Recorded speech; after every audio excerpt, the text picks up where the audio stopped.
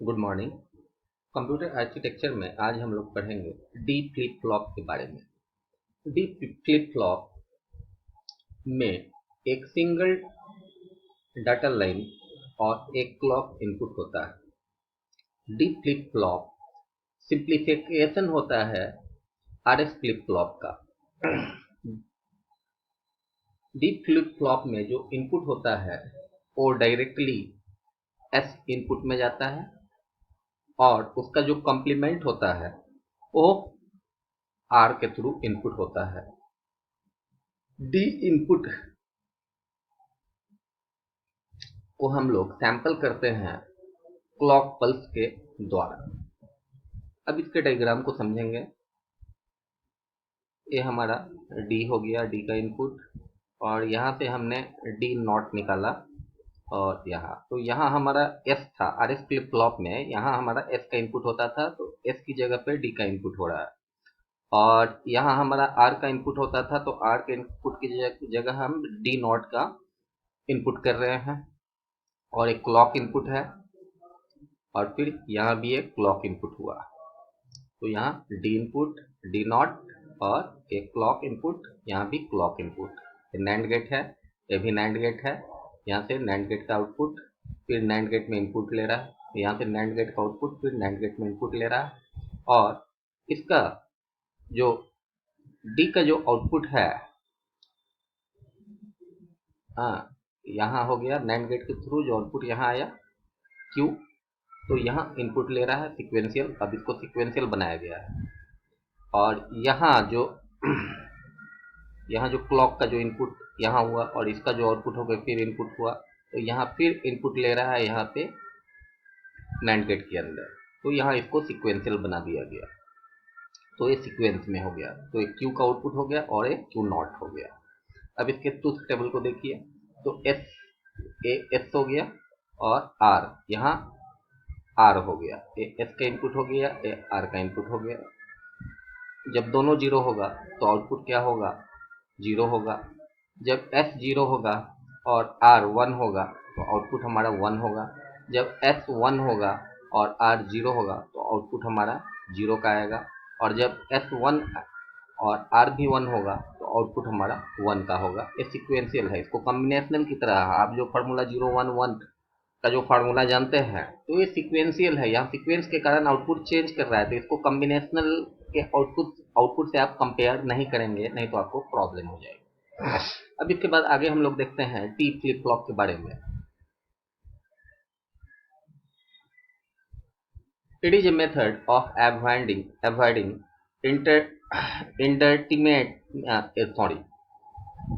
indeterminate state found in the process of an RS flip flop। मैंने बताया था कि इनडिटर्मिनेट का मतलब होता है नॉट डेफिनेट। मतलब आप जब इनपुट ले रहे हैं और उसका क्या आउटपुट होगा वो जब डेफिनेट नहीं है, डेफिनेट आउटपुट नहीं है, आप ये नहीं कह सकते हैं कि आउटपुट जीरो का आएगा या वन का आएगा, तो उसको हम लोग बोलते हैं इनडिटर्मिनेट। ठीक है, तो टी फ्लिप फ्लॉप एक ऐसा मेथड है जिसमें इनडिटर्मिनेट इंडेफिनिट स्टेट जो आता है, ठीक है, तो उसको अवॉइड किया जा सके, जैसा कि आरएस फ्लिप फ्लॉप में आता था, इनडिटर्मिनेट आता था। It is to provide only one input. ठीक है, टी फ्लिप फ्लॉप में हम लोग एक ही इनपुट करते हैं और उसको हम लोग टी इनपुट कहते हैं। This flip flop acts as a toggle switch, और इस फ्लिप फ्लॉप को टॉगल स्विच की तरह इस्तेमाल किया जाता है। Toggle means to change to another state. Toggle का मतलब होता है एक स्टेट से दूसरे स्टेट में चेंज कर जाना, दूसरे अवस्था में चेंज कर जाना, एक अवस्था से दूसरे अवस्था में बदल जाना। T flip flop is design from clogged RS flip flop. T flip flop को भी डिजाइन किया गया है आरएस फ्लिप फ्लॉप के अनुसार ही। अब इसके सर्किट डायग्राम को देखते हैं। ये हमारा टी का इनपुट हो गया। टी का इनपुट यहाँ भी हो रहा है, यहाँ एंड गेट है और यहाँ भी एंड गेट में हो रहा है। और फिर इसका जो आउटपुट है वो फिर यहाँ हमारा नॉर गेट है, तो नॉर गेट में इनपुट हो रहा है। और इसका जो आउटपुट है ये भी नॉर गेट में इनपुट हो रहा है। और यहाँ इसको सिक्वेंशियल बनाने के लिए फिर इसका जो आउटपुट आया ठीक है। इसके आउटपुट को फिर हम लोग यहाँ इस नॉर गेट में इनपुट कर रहे हैं और इस नॉर गेट के आउटपुट को फिर यहाँ इनपुट कर रहे हैं और फिर इसके बाद इसका जो आउटपुट है इसको हम लोग यहाँ इनपुट कर रहे हैं एंड गेट के अंदर और इसके आउटपुट को फिर यहाँ इनपुट कर रहे हैं एंड गेट के अंदर। अब इसके ट्रुथ टेबल को देखते हैं कि जब हमारा q पे पावर n 0 है और t भी 0 है, मतलब यहाँ भी 0 है और यहाँ भी 0 है, तो फिर आउटपुट क्या आएगा? 0 आएगा। जब हमारा यहाँ पे 0 है और t का इनपुट 1 है तो भी आउटपुट 1 आएगा। जब हमारा यहाँ पे 1 का इनपुट है और t का इनपुट 0 है तो भी आउटपुट 1 आएगा और जब दोनों 1 होगा तो हमारा आउटपुट 0 का आएगा। और इसके बाद हमें पढ़ना है रजिस्टर्स के बारे में। रजिस्टर्स के बारे में आप लोगों ने पढ़ा होगा फर्स्ट सेमेस्टर के अंदर कंप्यूटर फंडामेंटल्स में, ठीक है। तो रजिस्टर क्या होता है? हाई स्पीड मेमोरी लोकेशन होता है और जिसका कंप्यूटर का प्रोसेसर इस्तेमाल करता है। मतलब रजिस्टर का इस्तेमाल कंप्यूटर का प्रोसेसर करता है किसी टेम्पोररी रिजल्ट को होल्ड करने के लिए। जैसे मैंने बताया था आपको कि कंप्यूटर जो भी अरिथमेटिक कैलकुलेशन करता है, जैसे सबसे पहले आपको समझना होगा सीपीयू के स्ट्रक्चर को। तो सीपीयू का स्ट्रक्चर क्या होता है? हाँ, कि सीपीयू अकेला कुछ नहीं है, सेंट्रल प्रोसेसिंग यूनिट अकेला कुछ नहीं है। सेंट्रल प्रोसेसिंग यूनिट को भी 3 पार्ट में बांटा जाता है। पहला होता है अरिथमेटिक लॉजिक यूनिट, हाँ, तो एएलयू। एएलयू का काम होता है अरिथमेटिक कैलकुलेशन करने का और लॉजिकल कैपेसिटी जो कंप्यूटर के अंदर होती है वो इसी यूनिट के अंदर होती है। दूसरा होता है कंट्रोल यूनिट। कंट्रोल यूनिट ही कंप्यूटर के सारे एक्टिविटीज को कंट्रोल करता है। तो कंप्यूटर का मेन पार्ट हम कह सकते हैं, मेन ब्रेन कंट्रोल यूनिट को कह सकते हैं, जो कंप्यूटर के द्वारा किए जाने वाले हर काम को कंट्रोल करता है, हर प्रोसेसिंग एक्टिविटी को कंट्रोल करता है। तो कंट्रोल यूनिट को भी रजिस्टर की जरूरत होती है और हमारा जो एएलयू होता है उसके अंदर भी रजिस्टर होता है। तो कंप्यूटर में जनरली 5 तरह के रजिस्टर होते हैं, लेकिन इनके अलावा भी और रजिस्टर्स कंप्यूटर के अंदर होते हैं। और इसके बाद होता है हमारा तीसरा जो होता है वो मेमोरी यूनिट होता है। मेमोरी यूनिट के पास कोई रजिस्टर नहीं होता है। मेमोरी यूनिट में रैम होता है, रोम होता है और हमारा कैश मेमोरी होता है।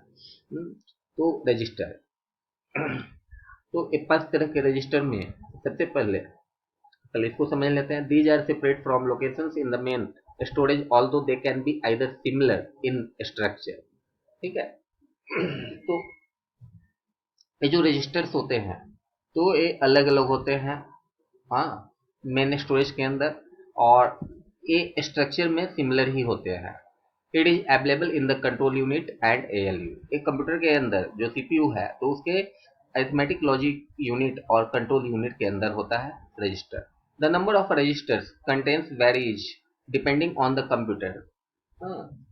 किस कंप्यूटर के अंदर कितना रजिस्टर है डिपेंड करता है आप कौन सा कंप्यूटर यूज कर रहे हैं। In simple words, registers are a small special purpose kind of memory that the processor has available for some particular usages like calculation and record keeping, ठीक है। कंप्यूटर का के अंदर जो रजिस्टर का इस्तेमाल हम लोग करते हैं तो इसका इस्तेमाल कैलकुलेशंस या किसी रिकॉर्ड को टेम्पोरली होल्ड करने के लिए किया जाता है।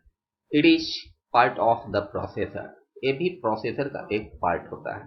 Flip flop is a 1 bit memory cell. Flip flop 1 bit का मेमोरी सेल होता है which can be use for storing the digital data, जिसका इस्तेमाल हम लोग डिजिटल डाटा को स्टोर करने के लिए करते हैं।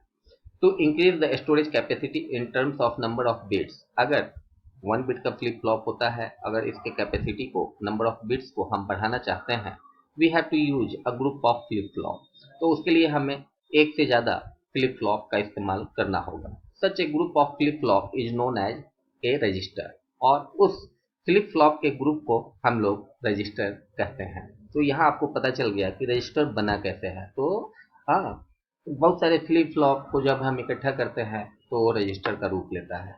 The n bit register will consist of n numbers, जो एन बिट का रजिस्टर है वो कंसिस्ट करेगा n number of flip flop को, and it is capable of storing n n bit word, और एक कैपेबल होगा स्टोर करने में एन बिट वर्ड को। Some registers in the CPU are, CPU के अंदर जो रजिस्टर्स होते हैं उसमें से कुछ रजिस्टर्स के बारे में जानकारी दी जा रही है। इंस्ट्रक्शन रजिस्टर जो होता है, तो अभी कंप्यूटर कौन सा प्रोसेस कर रहा है, करेंटली क्या प्रोसेसिंग एक्टिविटी में कंप्यूटर द्वारा किया जा रहा है, तो उसको हम लोग इंस्ट्रक्शन रजिस्टर कहते हैं। ठीक है। दूसरा होता है इंस्ट्रक्शन एड्रेस रजिस्टर, इसको हम लोग सीक्वेंस कंट्रोल और programme instruction instruction address register जो होता है, तो अब अभी जो प्रोसेसिंग चल रहा है, इसके बाद नेक्स्ट कंप्यूटर कौन सा प्रोसेसिंग करेगा, तो उसके एड्रेस को होल्ड करता है। तीसरा होता है जनरल पर्पज रजिस्टर, जिसको एक्यूमुलेटर भी कहते हैं। ठीक है। तो एलयू के अंदर होता है जनरल पर्पज रजिस्टर या एक्यूमुलेटर, एलयू के अंदर होता है।